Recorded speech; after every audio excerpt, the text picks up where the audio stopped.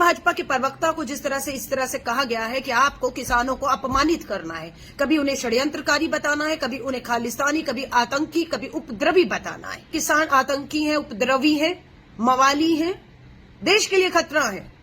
तो पूछना चाहती हूं देश के गृह मंत्री अमित शाह जी।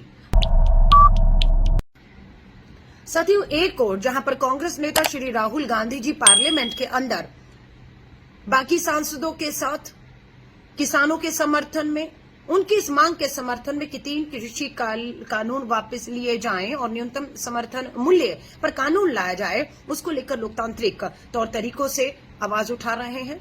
वहीं पर दिल्ली की सरहद से चलकर देश का किसान अन्नदाता जंतर मंतर पर अपनी संसद लगाकर जो है अपने मुद्दों पर चर्चा कर रहा है। वहीं पर देखने में आता है कि मोदी सरकार में मंत्री दिल्ली की सांसद मीनाक्षी लेखी एक प्रेस वार्ता में इन किसानों को मवाली, जी हां, मवाली शब्द का इस्तेमाल उनके लिए करती है। दुख और पीड़ा होती है।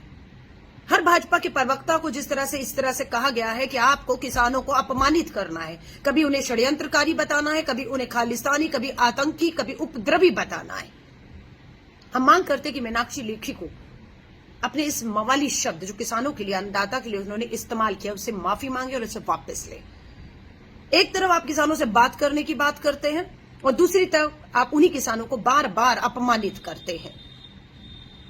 पूछना चाहते हैं, अगर ये किसान आतंकी हैं, उपद्रवी हैं, मवाली हैं, देश के लिए खतरा है, तो पूछना चाहती हूं देश के गृह मंत्री अमित शाह जी, आपने अपनी दिल्ली पुलिस को ये क्यों इजाजत देने को कहा कि इन्हें सरहद से, दिल्ली की सरहद से इन्हें जंतर मंतर तक आने दिया जाए?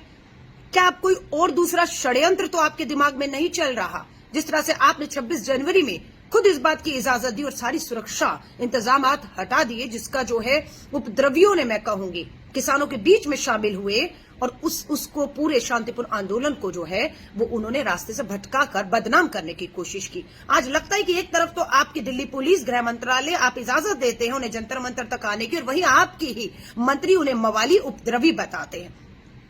ये साफ इशारा करता है कि आपके दिमाग में कोई षड्यंत्रकारी एक बार फिर से जो है वो चल रहा है कि आप कुछ फिर कर सकते हैं। इसलिए मैं किसानों को कहूंगी, अन्नदाताओं को कहूंगी, सावधान रहिएगा।